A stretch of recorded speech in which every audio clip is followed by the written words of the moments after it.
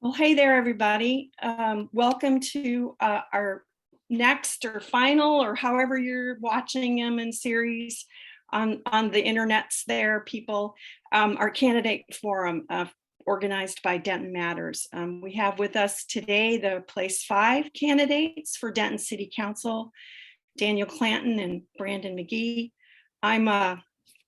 Hi guys, I'm Peggy Heinkel-Wolfe. I'm a former longtime reporter with the Denton Record Chronicle, and now I'm a volunteer producer of local news on Kuzu 92.9 FM LP.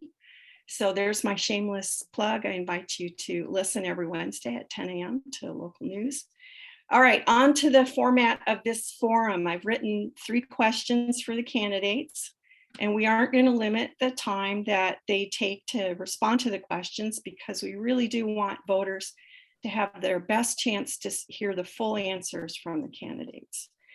But we're also asking the candidates to be respectful of everyone's time and try to be brief and to the point. And if I have to help with that, I'll help that along. The candidates are also going to take turns answering the questions. And if needed, I'll make time for rebuttals. In other words, in the course of the second candidate's answer to the question, if the first candidate wants to respond to a direct comment, that's what we'll make a little time for.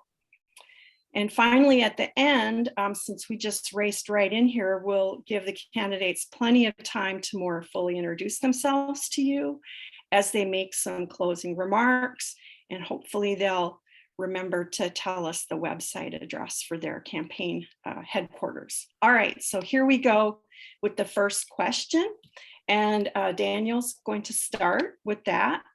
All righty, when this race is finished, one of you will be a newcomer to the city council, and perhaps the only newcomer to a body of 5 to 6 other experienced representatives, depending on that outcome.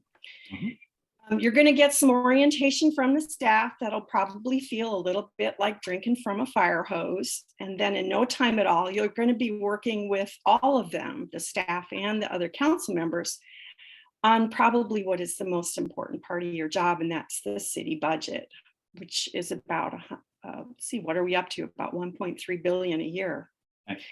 Okay, so how will you assess and address the current threats and opportunities in the city budget? Okay, it's a little vague. So I know that we were at 800 million, and like you said, we're at 1.3 billion now. There's a lot that's in the budget. We actually moved about $500,000 into a separate account that was, they all agreed to move it somewhere, but they didn't actually assign it to anything. Things like that we have to watch out for. We have to be good custodians of the tax dollars. It's not, everybody kind of says it's city money. It's not city money, it's taxpayer money, right? And the taxes come in. And we have to be good custodians of that. So how I'm going to look at that is, of course, everybody's going to be bringing in their budgets. I am hoping that the police and fire are actually going to bring in budgets that's actually going to be asking for more firefighters, because we already paid $1.5 million in overtime for that. And for the police department to bring in theirs, we are 10 officers short per shift over there. And so these are part of the budget that we need to make sure. But again, making sure that we're not just putting money aside for, that's not being used, that it has a purpose, and that we make sure that that the city is taken care of, that all of our services are still there, and that if we can, at the end of it all, continue to lower that tax rate but continue to have the same revenue and the same services that we have now, or like I just mentioned, with the extra firefighters, extra police officers, and of course, anything that the police officers need going forward.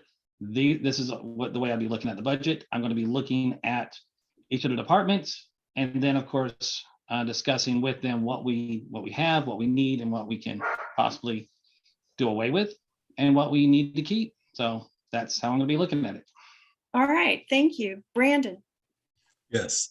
First, I want to say thank you, Peggy, for agreeing to moderate this. Of course, thanks to Daniel for participating, as well as thanks for Denton Matters for this great platform to host us today. The city budget, as you correctly noted, either myself or Daniel, we will be possibly the new kids on the block. So how do I plan to tackle the city budget? I'm going to steal something from Daniel because I think it's really great. He talks about relying on duty experts. That's what I'm going to do. Um, I'm going to really work to increase the relationships that I have already built with city staff members from a range of different departments, and particularly our city manager. I think we have a great city manager, and I trust her. As someone who has not done this before, neither myself nor Daniel, I don't claim to know everything. I don't know half of everything. So what I am going to do is I am going to work with my colleagues who obviously are already experienced in this process and use the most important tool. I'm very happy that earlier this week, yesterday, in fact, I was able to attend the Women in Commerce luncheon held by the Chamber of Commerce. And the presentation was given on listening. I'm going to listen to city staff members from a range of departments, as well as our city manager, and most importantly, my colleagues, to make sure that the budget addresses the current needs of the city. A couple of things that were mentioned. Yeah, we're paying a lot of money in overtime for our firefighters. We've got to look at that. Our law enforcement budget, that's important to me. In fact, it's so important to me that I am the only person in this race who talked about making sure that our law enforcement officers get a stipend. That's something that they need, a stipend, because I no longer, as a person who is a worker, I'm a blue collar worker, as a worker, I don't want anyone who works for the city to have to come out of their own pocket to pay for things. I believe the city should be doing things like that. I think there are some opportunities there. What I'm not going to presume to do is come in and want to cut anything per se without talking to my colleagues as well as city staff members, because I want to make sure that we can adequately take care of all the needs that a municipality has. Meanwhile, trying to push further on some things that we love. Something small that is very important to me, for example, is making sure we're on schedule planting enough trees in the city. The city's doing a great job planting right around 300 trees a year. But before the pandemic, we were doing more. I would love to see us increase that to more around 500 to 600 trees a year. And that also includes relocating trees. So some small things like that are important to me within the budget. So again, listening is my approach because I don't know everything and I don't want to ever presume to govern alone. So I'm going to rely heavily on city staff as well as my colleagues. All right, thank you. All right, here's our, I'd like to add one thing, and it's not thing.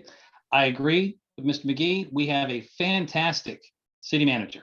okay, not a rebuttal. A rebuttal, just an add-in. So okay, all right. Second question, and this one you'll be starting, Brandon. We know campaigns take a lot of time and they cost money. And in many ways, the Denton firefighters model transparency with their volunteer support and their campaign financing.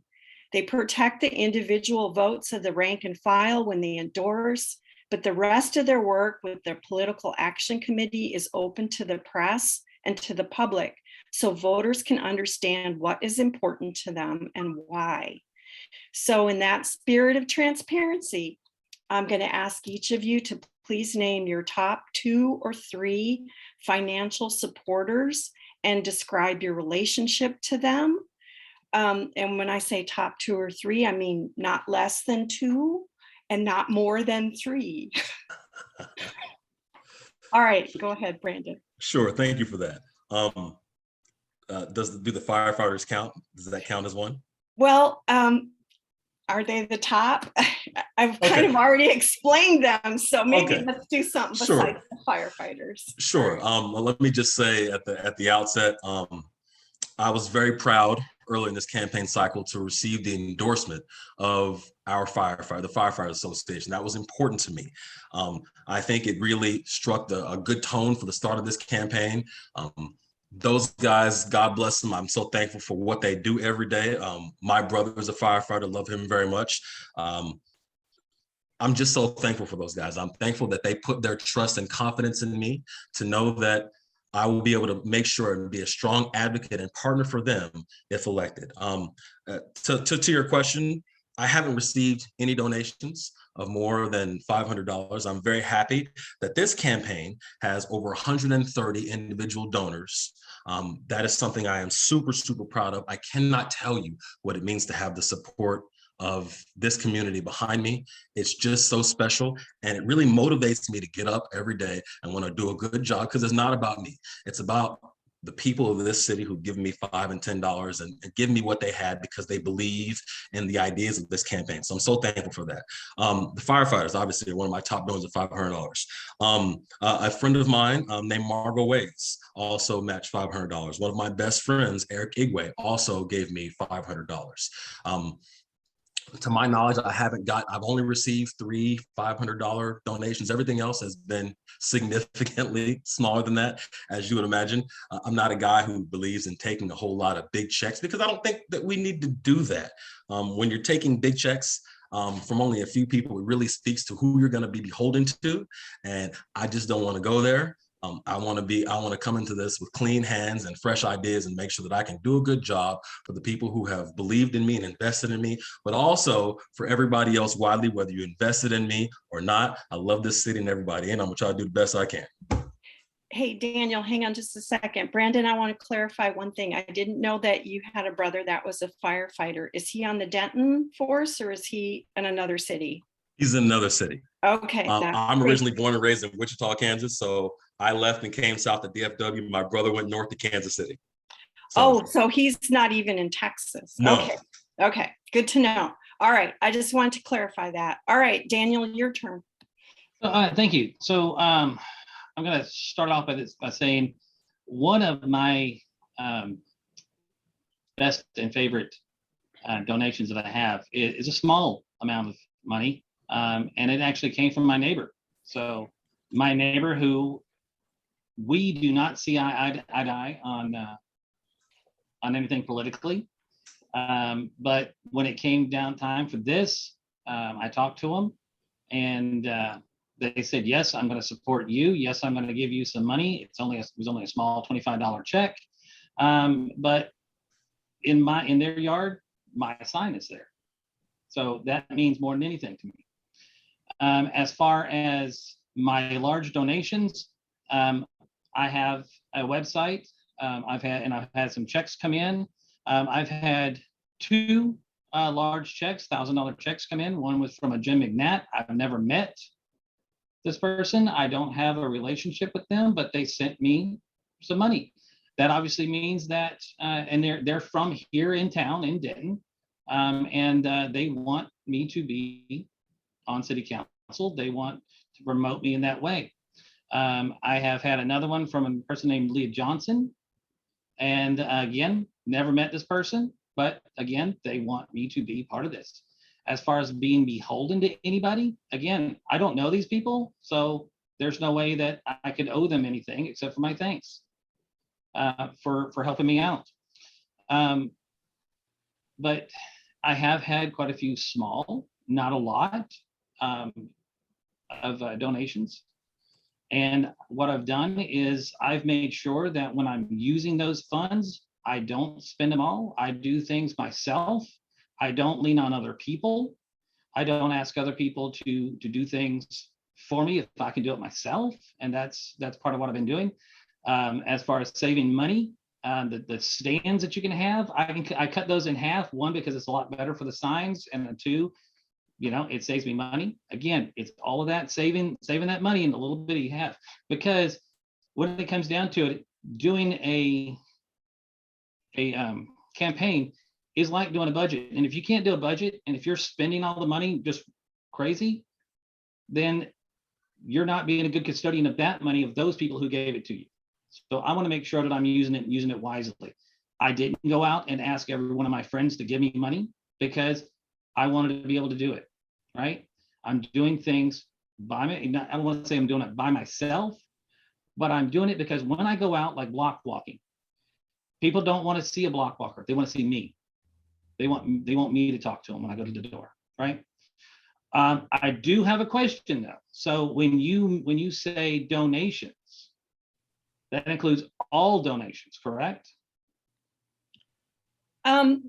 I wasn't going to be specific about it. I was thinking mostly cash donations, but I do understand that there's also work that's done in kind. So, but let's not go off the rails here. Okay. I want to be specific about that, because if we were talking about all donations, I mean, I did put down that I have an in-kind $1,000 donation that a person actually came up and did a video for me. So I'll add that out there, not a problem. So oh, well, this wasn't at all gotcha question, but a way to help voters kind of demystify the process for voters. And honest to goodness, I know this isn't about me talking, but I recognize that the second round of getting answers from this question has been very helpful. I'm an old time reporter and I'm learning stuff about our community and how people are supporting each other. So this has been I think this is a very instructive discussion. I'm glad we're having. Can I just say briefly, I appreciate the question, because there are a lot of people who don't know how this process works. Exactly. So the two of us showing the transparency here might inspire some other folks and let them know you can do this. You don't need to be a millionaire. You can do this. So thanks for the question. Oh, yeah, wonderful. Yeah, that's wonderful. Okay, last question. Now that we're all up on a high, I'm going to bring you back down in the scary place. Okay. The past 2 years have been bleak, even brutal. Many of us have lost a loved one to COVID or know someone suffering with long COVID. Right. And during the darkest days of the pandemic, we literally sat in the dark during the deadly cold of Winter Storm Uri. So these have been some long periods of insecurity and of isolation, and they have frayed all kinds of relationships in the community.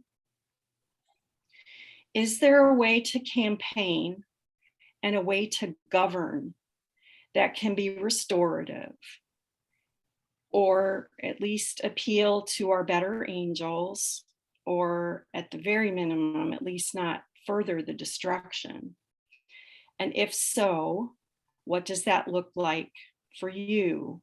And Brandon, we start with you, right? Or Daniel? I'm already screwed up. I'm sorry, we start with Daniel. Okay, so it's two questions, right, in one. And I agree. Well, actually, there's three in there. So yes, the last few years, yes, I've lost people to COVID. I know people who I know one person who struggled for months. I know another person who was actually misdiagnosed. He had actually gone in for bronchial issue, and then they misdiagnosed him, which just added to it, and then he ended up passing away. So yes, I've had people. During that time, I saw that Denton came out with the best of it. Best of us, excuse me.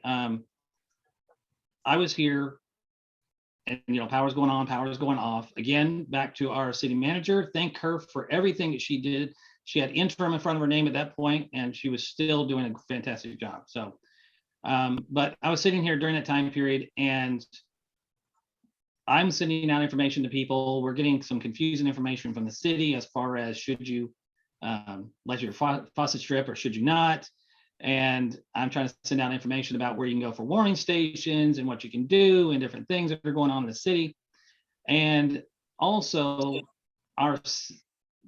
where I live, we have a website or excuse me, a Facebook page, and we were working back and forth. One person would say, hey, I have extra vegetables. And if anybody need that, hey, I've got some milk, or hey, I need milk. Does anybody have any? Because we can't get out. So we were doing that. Denton came together during that time period. Okay, so I'm very proud of that. The next piece, campaigning. We have in the United States right now a lot that's going on. And I wish that we could listen to one another again. We have, like you said, there's frayed nerves out there. People are very quick. People have lost friends and loved ones to what's going on in our political scene. But I believe that if everybody could just stop and listen, you may not convince anybody of your side, right? And they may not convince you, but the whole point on that is listening. You may hear something that may actually change your mind. What was the last part? I kind of went on. No, it was one question and it sounds like you answered it.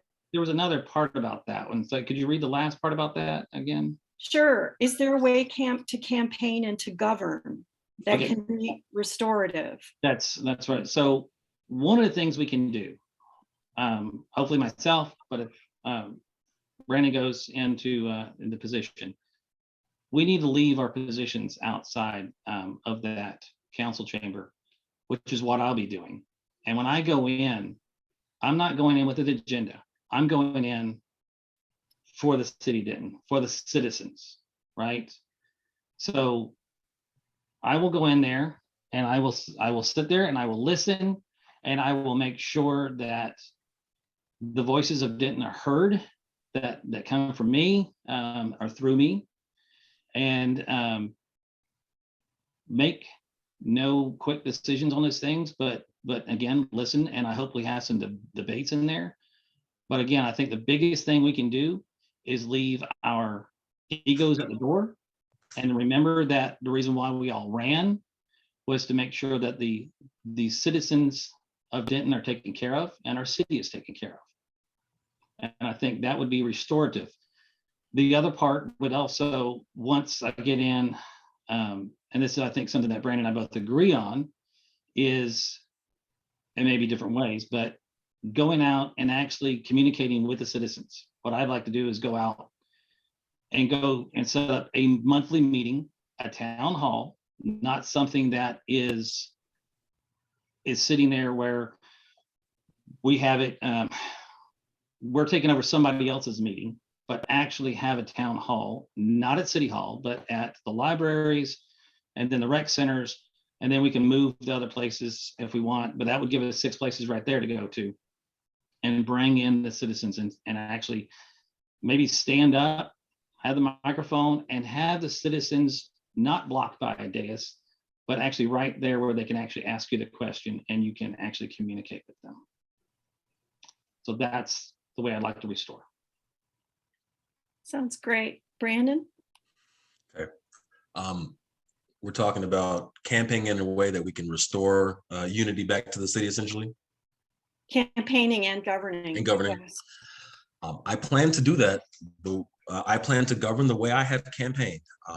I have worked very hard in this campaign, reaching out to a lot of people, whether they be current and former folks who are elected at the city level and higher, neighborhood leaders, community leaders, those in formal organizations and informal organizations. Relationship building is important. I believe relationships are how we fix our problems on every level throughout the whole world. People don't talk to each other enough. People don't know each other enough. We've got to get back to doing that. When I go out and reach out to people, I'm not necessarily looking for people who agree with the positions that I have. In fact, I want to be challenged. Again, like I said in the answer to the first question, I don't know everything. I recognize that there are a ton of people who know way more than me. My opponent talks about duty experts. That's important. We've got to go talk to people who know stuff so we can make the best decisions. I believe there needs to be more of that. I have campaigned that way. I will govern that way if elected. I want to bring as many people into the process as possible. Look, if nothing else, I hope that my candidacy will give regular working class people the confidence to know that it's worth it if you take the time to do this, because you can make a difference and that difference is needed. And the way that you make that difference is by communicating far, vast, and wide and bringing in as many people into the process as possible. City council is a legislative body. Groupthink, if you will. What it is not an executive position. It is not one person making all decisions. We're not governors, we're not presidents, we're certainly not kings or dictators. We have to work collaboratively with each other, as well as with staff and with the wider Denton community. I believe we can heal this community in a restorative way, if we bring as many people into the process as possible. This is an incredibly smart community. People know that when they elect myself or Daniel, that we're not going to agree on everything. People agree on everything. Debate is healthy and it's part of the process. But my commitment is that you will understand why I make the decisions I make, because when you call me or when you email me and I respond and we have a conversation, you will leave the conversation understanding why I made the decision I made, even if we don't agree. I believe that is what is asked for. That is what all of our goals should be, to communicate so that we understand, not necessarily agree, but understand. I'm very thankful that as I have been campaigning throughout this process, people with whom I might not agree have left meetings with me or finished phone calls with me, incredibly encouraged by the way that I have chosen to campaign, because I've called them. You know, there are people in this community, for example, former folks who are elected to city council, who are no longer on city council, who no one has literally asked an opinion of them since they got off council. That for me is crazy. Daniel and I are trying to do something that not a whole lot of people have done. It's really special to be elected to something in this community and in this country. Not a lot of people have done this. I think I saw a poll one time that said nationally only about 2% of people have run for office. That's a very small fraternity. The first thing that I thought that was important to me was reach out to current elected folks. I'm very happy that 5 of the 7 people currently on council have endorsed me, but it was also important for me to reach out to folks who were elected, because when I have questions, when those long, tough days, when I need a pick-me-up, I want to know that I have people who have sat in this seat and experienced what I'm experiencing, that I can call and lean on their experience and their expertise. That's important for me. I've been saying this the whole campaign. I don't want to do this alone. If you think that I'm going to get up there and do this alone, then don't vote for me. I don't work like that. I can't work like that. I want to do this with the entire community. That's how I've chosen to run this campaign. That's how I will govern if elected. And that's really who I am as a person. All right, thanks you guys. It's time for closing statements already. So here's your chance to do your campaign pitch and maybe offer some other details about you so the community can get to know you a little bit better. I was going to ask you what your favorite ice cream flavor was, but maybe it's just because it's getting a little warm here in my office. So, anyways, be sure to give us your campaign website address, and Brandon, we'll start with you. Okay, hold on a second. I have a surprise for you. You can't give me ice cream through the computer. It doesn't. Oh, look at this. Here's my favorite ice cream. I don't know if you can see it, but I'm holding up a tub of pink bubblegum ice cream from Baskin and Robbins. All right, Daniel, what's your favorite ice cream? Well, let's see. So since I'm a person here in Denton, I'm going to go with Beth Marie's berry and goat cheese. Oh, that's interesting. I'm a big Tin Roof fan. If Bluebell has Tin Roof in the freezer, I'm a goner. So okay, I'm sorry. Okay. I actually had the person speak to our Kiwanis group, and he says, you know what? Sometimes in the middle of the night it just hits me, and I go in and I want to make some ice cream. So that's what he does. And so he comes up with some interesting flavors. So that's how you do it. That is how you do it. Pepper praline one, and so that's another one. So not my favorite. I'm not. That's not my favorite one, but somebody else I know likes that. All righty. Okay, Brandon, closing statement. Sorry to derail us for a second. We started talking about ice cream, so hey, since I got some. Well, I want to start off by thanking my opponent. Daniel, this has been fun. I think this is the last one of these that we're going to do together before the voters get to go make their decision. So thank you for this opportunity to run against you. My commitment that I'm going to put out publicly now for the first time. So answer the phone when I call. If I am so blessed to make it through this process, you're the first person I want to have dinner with, because I want to make sure that any idea that you have that I don't have, I need to understand it, because I know that you love this community just like I do. So if I get elected, I want to make sure and do a good job. And that starts with you, my friend. I appreciate that. Thank you for this process. This has been fun. You know what? I'm gonna be honest. Running for office is hard. It costs a lot of money. It costs a lot of time. It costs a lot of shoe leather out there knocking on doors. It requires you to think deeply and critically about a range of issues that you don't know. Look, as I said, one of my primary goals is to get as many people into this process as possible.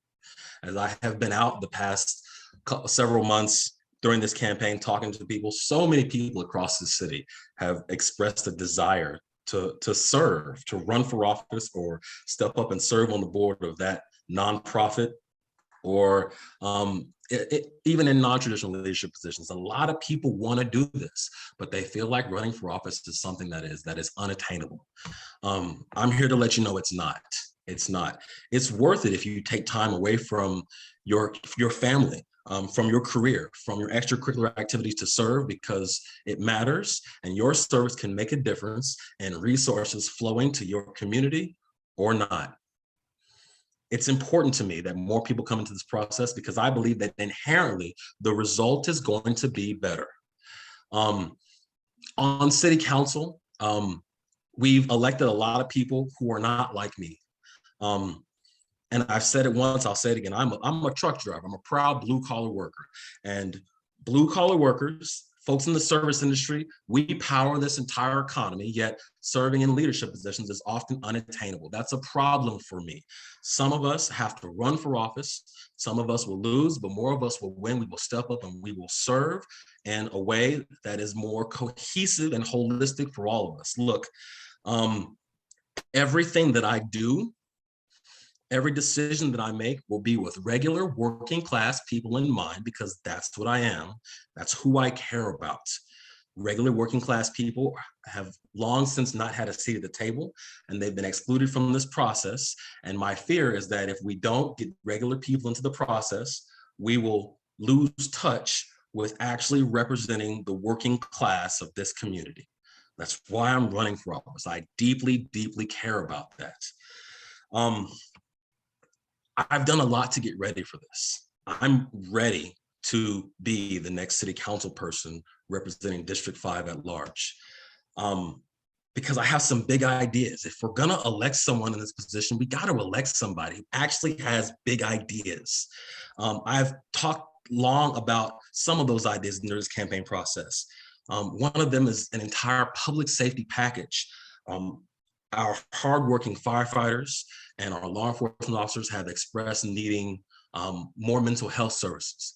We've got to fund that. We've got to make sure that everybody has someone to talk to. I said it publicly in the first firefighters forum, and I'll say it now. I'm someone who has a therapist because I recognize that mental health care is health care, and it should be for every single employee in the city. But I'm also I'm very proud to be right now going through Citizens Police Academy, because I have also learned that our law enforcement officers need a $500 reoccurring stipend. I'm the only person who has been talking about that. That is important. It needs to happen. I'm a worker. I work for a living. And I believe that when you work for a company, when you work for someone, said company, said employer needs to provide everything you need in order to do your job. That's important. The city needs to make sure we take care of our law enforcement officers, because every day they lay their lives on the line to take care of us. That's important to me. But there are some other things that are important to me. Look, sidewalks might not be important to some people in this community, but they matter to a mother that I met on the campaign trail, whose husband and son, because of an automobile accident through no fault of their own, are now wheelchair bound, and they find themselves living in a community that doesn't have sidewalks. So it's very difficult for them to even go outside and enjoy fresh air, because they don't have a sidewalk that protects them to having to travel to the park down the street that is on the street. Might not be important to some, but it's important when you need it. Trees are important.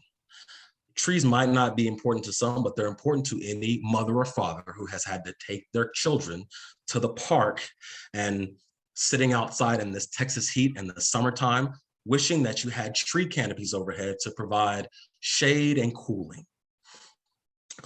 bike lanes might not be important to everybody, but they're important to the children of our law enforcement officers who serve on the downtown team, who are on the bike team.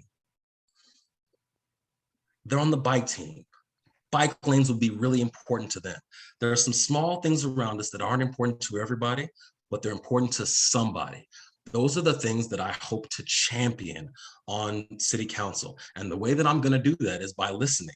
Look, the truth is, when you go out and you're knocking on doors, it doesn't have to be about what Brandon Chase McGee wants, because when you listen to people, people will build the campaign for you. None of these are things that I just plucked out of thin air.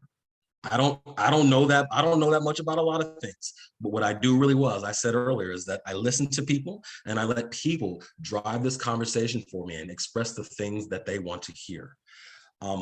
That is the way that I have run this campaign. That is my pledge to serve if governed. Look, accessibility also matters to me. I've said it a million times. We cannot expect people to come to government. We must work hard to take government to the people. That is important to me, whether that means direct canvassing by city staff members as well as members on council. We got to do that. We got to go find out what is the barriers to people participating in this process, and we've got to work hard to remove those barriers. That is important to me. The relationships that I have are important. I plan to tap every resource in order to be successful on council. I've learned a lot of things throughout my life and leadership in this process. I'm very happy, again, to have been a Congressional Black Caucus Fellow after college and a Battleground Texas Fellow, as well as a New Leaders Council Fellow. I'm happy to serve on the board of New Leaders Council right now. As I've already said, I am in Citizens Police Academy, and I'm there to learn from our law enforcement officers what they need and how we can best take care of them. Things like this are important to me. One of the best processes that I have done is apply for and be accepted to Leadership Denton. It is so important, the relationship that this city has with the business community, because we all believe that everyone deserves to have a place of employment where you can have a living wage. And the way we start doing that is by continuing to keep our business community strong and investing where we need to and making sure that everybody has a place of employment. That's important to me. There are a lot of things that are important to me. I'm not going to take up too much time. I know I've talked a long time. So please reach out to me. 316-990-2006. I invite everybody to call me, text me, let me know what's going on. I am very responsive on social media. You can follow me everywhere at McGee for Denton. Obviously, the website, McGeeforDenton.com. I want to hear from you because, again, if I am so blessed to be elected, I don't want to do this alone. I want to do this with the entire community's help, and I believe we can do that if we serve together. So I'm very thankful again for this platform to come and talk about these. This has been a great forum. So thank you to Denton Matters. And again, thank you, Peggy, for moderating. And last but not least, Daniel, sir, thank you very much. I appreciate it. Thank you. All right, Daniel. So again, I'll start off by saying thank you, Peggy, for being here, and I'm pretty sure I'm going to say it again in a minute. So, and I'm if you see me looking, that's because you're over here on my screen. So, first of all, Brandon, yes, once this is all over, let's sit down, let's have dinner, let's talk, compare notes, and discuss. And I'm going to bring up a few things that I've discussed with people while I'm on the campaign trail, but not really. It never really came in a forum. So it has come up in a after a forum one time. But so let me start by saying when I'm actually talking about this is that I'm not a politician, right? So I'm an IT guy. I've been in IT for over 20 years. By the grace of God, because I actually, after high school, I cleaned many warehouses here in Denton. And I made boxes. I did call center, so I've worked my hands, and my father was a blue collar worker. He was a construction worker. He taught me that you treat everybody from the janitor to the CEO the same, right? So, and that's the way I've been in my entire life. You do things because you need to, and because it's right? So I started looking at the city and seeing how things were going, and I noticed that the city had the council had lost its focus, and it was not really looking at the citizens. And that's part of what, when I'm walking around again and talking to them and they seem lost. When you talk to people and they say, well, I don't vote, right? Or I don't vote in local elections. That's something that as a city council, we need to work on. We need to be reaching these people and making sure that they understand. A lot of people, as long as the streets are fixed, which they're not, and the lights stay on, which during the freeze didn't, they're okay. And that's fine. But we need to be more of a community, and we need to bring the citizens back in. There was something, I'm not going to get into details about this, but there was something that came up just recently, and only a few hundred people responded. And it should have been more, right? We have ways of communicating with council, be it email or phone call or coming in or something, sending somebody else for you. But we need to make sure that the citizens know that. So I agree. So I'm going to shift gears a little bit. I agree with Brandon about sidewalks. For too long, the city has not had sidewalks. I ran twice before, and both times that was one of the things I wanted to get in. Ran into a few things about that. One, people didn't want sidewalks. My part, and it all comes down to safety for me, and this is kind of rounding out how I do things, because the kids here are having to walk to school. Nettie Schultz, which used to be Wilson, is just down the street from me, and they would have to walk in the street to get to school. This is something that I pushed for back then, and then there is a plan, and there's actually many plans that kind of overlap. And one of the things I wanted to do at that point is actually get them all together, get a plan, and actually have it discussed with everybody and say, this is what we're going to do, project it out, right? So that is something. So Brandon, that is out there. Just got to get it all together, right? and get them to actually put the plan together. One of the big ideas that I had, and this would actually save the city some money, is we have a population of people who are homeless here, and they go to the hospital, and they might have a call for 3 days, and they go to the hospital checks them out, spends quite a bit of money on them, and then say, okay, well, you just have allergies, here's a pill, and let them go. What I would like to do is work with the hospitals to help subsidize some EMTs that would actually work with a hot team that's already out there. So we have officers who go out with this hot team who are with Giving Hope and Grace Like Rain, which they actually have something going on here very recent and very soon. And so to go and work with them, and they could triage people out in the field, right? And see what they need, see what they have. If they actually need to go to the hospital, yes, let's get them to the hospital. But that would be that front line, right? The other part of that is the person who goes to the hospital. Let's say they get a cut, they get a tetanus shot, they get a bandage on, but then what happens after that, right? So that person, the EMT, could go out, check that person out, change that bandage, right? Make sure that they're taken care of. These are some of the big ideas that I want to bring, right? But it's not me, right? So this is one of the things where I have to go in and I have to say, here's my idea, right? And I have to talk to city staff and go, how can we do this? You know, and they can say, well, we need to work with these individuals. Great. I mean, like I said, I've got the framework. Let's make it happen. Kind of like sidewalks and putting it all together, right? So another big idea is about trees. I've seen this happen. Brandon mentioned trees. I like the idea of saving the trees that we have. I've actually seen this to where they've taken full-grown trees, right? And they've scooped them up, and I mean full-grown trees. They've scooped them and moved them and stored them. And then when somebody needed it, they could go and move it into position. We're not talking little trees, we're talking the big ones. And yes, it's going to cost a little bit, but in the time it takes for that little bitty tree to grow up, we can put in place a beautiful big tree, right? And it may cost a little bit more, but in the long run, it's going to be better for everybody. And we didn't cut the tree down, right? So that's part of that. Some of the things I've done over the years, again, giving back to the community. I've been founded the Watchdogs at Wilson again, now Nettie Schultz. Part of PTA because I'm giving back to the schools. I'm on the board of directors for the Kiwanis Club.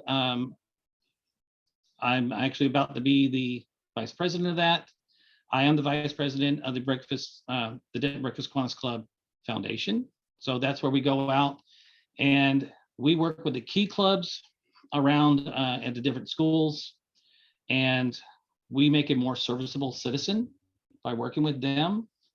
That's one of our goals. It's actually in our objectives, and get them to help out with the community the same as we are. We have a turkey roll, so that's a little plug for that. We have a turkey roll that we do. And then in the end, we get to give them a scholarship. And if you want to go to a trade school, and I'm going to start out with trade school first, because that's kind of where I did. I didn't go to college. I tried college didn't work, but I kind of went through that trade school kind of idea. And so trade school, college, if you want to be, a welder or a beautician or whatever, we can give you some money for that. And that's something that is great. We mentioned early on about the Keep Denton Beautiful. That is something that I do. I started that before I was on the Denton Breakfast Kiwanis Club. The person who had it really wasn't doing anything with it. So just recently I took that over from them as well. So that's another piece that I'm taking over. I was lucky enough. I got a call from a former, she is now a former council member. And she gave me a call and she said, hey, I know you put in an application for being on the police chief advisory board. And what did you still want to do it? And I said, absolutely. So we had to go through a lot of training. We had to find out about the hiring and firing process. What they have to go through is training. And where we didn't see everything, I started off really appreciating what the police do. And then after the fact, my eyes were really opened, right? On what they have to go through on a daily basis. Some of the things that they got to fill out. One of the things that really surprised me was the fact that the majority of reports turned in about police officers is by other police officers, not by citizens. And that really surprised me on that one. So we are watching each other. And that's one of the things that I loved about it when talking to them, and that's as well as the firefighters, is that this community, whether you were in police or fire, they watch out for each other. And if you get out of hand, okay, this is one of the things we learned. It doesn't matter if it's Chief Dixon, and it's Chief Dixon now until he permanently goes over, at least to me. If it's him or anybody else, whoever it is out there, if it's an officer who just joined and Chief Dixon is doing something wrong, they have to turn him in. That is part of what they're supposed to do, and they have to do. So part of some other things, I'd love to sit down. This is about a 15-minute conversation. So if anybody wants to call me after this, my neighbor was a Vietnam vet, and he went through some hard times, ended up passing away from a tumor. But during the time that I knew him, I got to know him well, and he became part of my family. Didn't start out like that, but I don't do things for recognition, and I hate talking about myself in this way. In this case, though, it's a really great story because it has a really great ending. But the VFW hall here in town actually brought me in and bought me dinner and gave me a hat, which I have over here, and recognized me and saying thank you for helping out this gentleman. I don't think I'm hoping that somebody else would have been around, but if I wasn't, I'm hoping somebody would have picked it up and taken care of him, because he's in the National Cemetery in Garland, and I don't think he would have been there if he didn't have any help. So I'm glad of that. The other thing is I was a foster parent for 18 months. kinship fostering. And that was another great story. It has a great ending, another 15-minute story. But as you can tell through all of this, I do things because it's needed and because I want something better for the city of Denton. I'm not doing it for the money. Of course, not the money. There's so to anybody who's watching, you are not going to get rich on city council. Okay. So if you think you are, stop right now. But I'm doing it because I want to get the city focused back. I want to get people having pride. I know that they love a city. I've been told before, and I agree with it, that there's Texas attitude and then there's Denton attitude, right? And I think that we, I like that, and I think we have that, and I want to make sure that we continue that. And this city is a great place, and I want to continue it. I'm raising 2 kids here. One's 21, one's 15, one's about to graduate high school at the new Denton High in a couple of years. And they love Denton, and when we talk about, when we go on vacations and stuff like that, they say, where do you want to go? Or what do you want, would you want to live here? And they always say that they don't want to go anywhere else. So they want to stay here in Denton, and I'm glad about that. Again, I wasn't born here. I was actually born in Savannah, and I came here into Denton when I was very young, Denton County, and into Denton. And I've made it my home. I've married a woman who is born here and raised here, and except for 1 year, has lived here her entire life. So, and I think we're going to continue to be here because she won't let me sell the house. So, but I'm one of those that if you let me talk, I'll just continue to talk. So I think I've covered everything. Again, Denton is a great place. It is clantonfordenton.org. Brandon gave his number, and I'll in kind go ahead and give mine as well. It's 940-231-5933. And again, that's 231-5933. And it's this cell phone right here. So if it's always with me. So if there is any questions or issues, and that's the same way it's going to be when I'm on city council. I know that they may give me another phone, but this is going to be the phone that's always going to be with me. It's always going to be around. And so I'm there. Again, clantonfordenton.org. You can find me on Facebook for Clanton for Denton. I'm always responsive. I had several people. I did have a gentleman who pinged me on, he said, hey, Denton, Daniel, hey, Daniel, I got a question. I said, yeah, here's my phone number. He called me up. We talked for 30 minutes. Great conversation.